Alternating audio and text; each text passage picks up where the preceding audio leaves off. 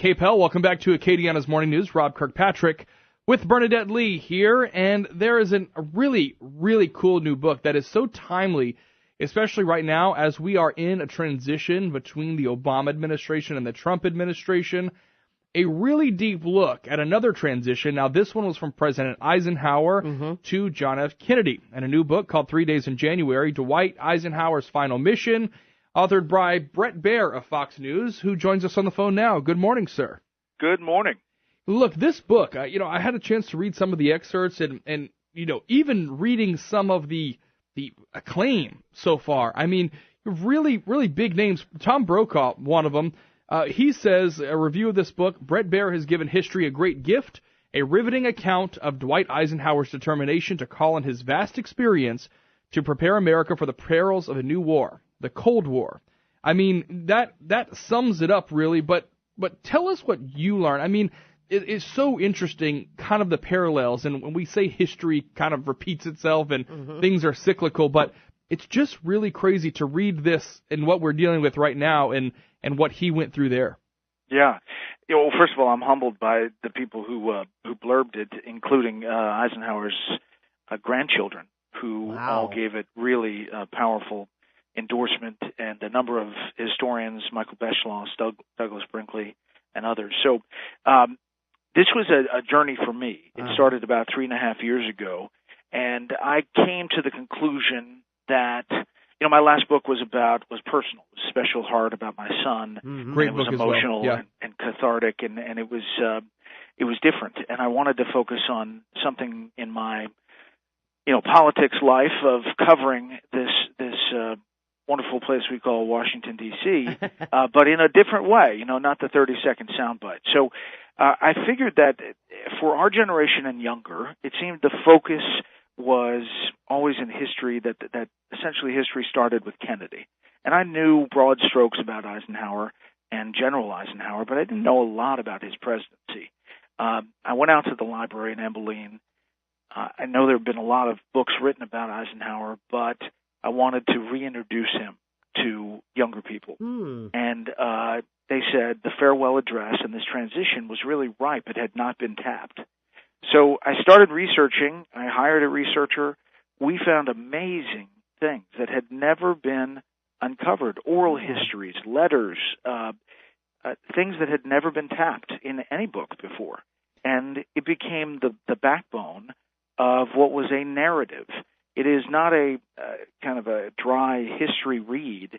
It is putting you there as these things are happening in the 3 days, and using his farewell address delivered 3 days before Kennedy's inaugural to take you back to that time, and then also look at Eisenhower's life and his presidency. So we do it in a way, I think, that is going to be very readable, and hopefully is going to illuminate some of the big issues that he was really concerned about. I think it's funny that you mentioned, about how the current generation thinking only as far back as JFK, because as I was reading little snippets of here, different stories, I almost kind of wondered if the Kennedy presidency, the assassination may not have happened, and it was just, I don't want to say a normal presidency because none of them are, but if that huge event would not have happened, would we have remembered more from Eisenhower? Because there is sort of a bookend right there. That's really where it starts in some people's minds.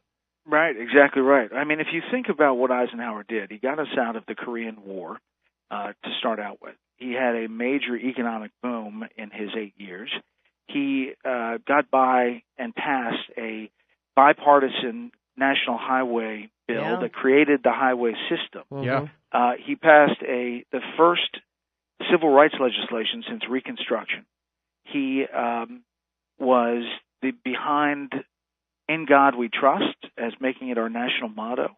He put "Under God" in the Pledge of Allegiance. Yeah, where was that before? He was not a single soldier died under Eisenhower's presidency over 8 years. Wow. And in combat. And I think if you look at that, the steady hand on the till, people just don't look back at what that took in the midst of a very dangerous time of the Cold War, in which nuclear war was not just something talked about, it was a real threat.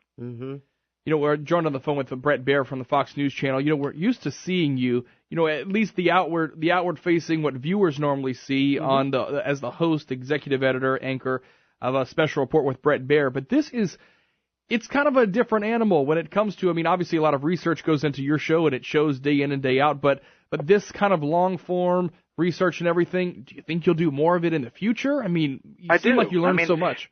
I really discovered things that I didn't know, and I find a lot of pleasure in the fact that I think a lot of people are going to read this book and say, wow, and come away learning something in a way that is digestible for young people. Readable. You could read this book on the beach and not get mired down.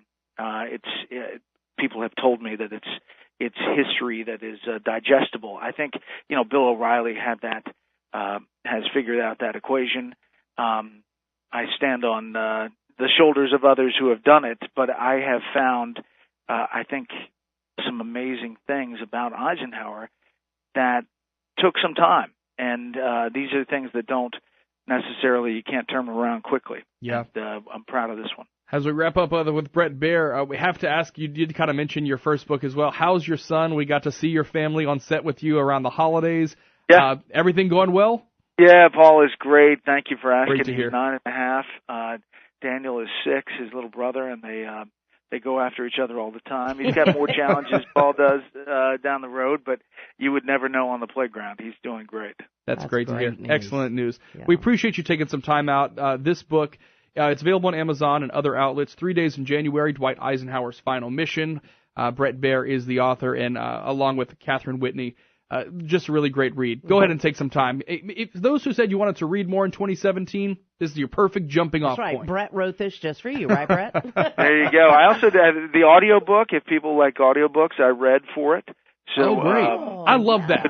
I love when that happens. Fun in the car. Because you could always get someone to read your book for you. Sure. But I'll remember some years back, I was listening to a Ted Turner book, on Audible. Okay, it's available as well. This book is there, and we were riding, and my wife said, "You'd think they'd just get someone better with a better voice to read this book." I said, "It's Ted Turner. You can't get it even. Yeah. You may not like his voice, but it's his book."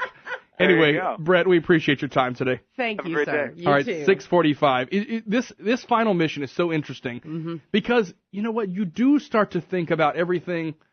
Okay, let's just take out the weight of the job. Okay, the presidency and everything with it. Even when you're just leaving a job, you want to make sure that you're leaving things. If I was to leave tomorrow, I would want to make sure that a lot of the things that I put in place here at KPEL kept going and explaining to the new person why I, kind of the background of don't make this mistake. I made this mistake and I fell flat on my face. Do this. You'll have good, it'll be good. And, it must be hard. It must be hard to just walk away. And you want that stability for not only your country, but for the globe. And you leave your coworkers. Yeah. The presidency is a weird beast because you just leave so much. So anyway, great book. 3 Days in January. We'll put a link for it on KPEL.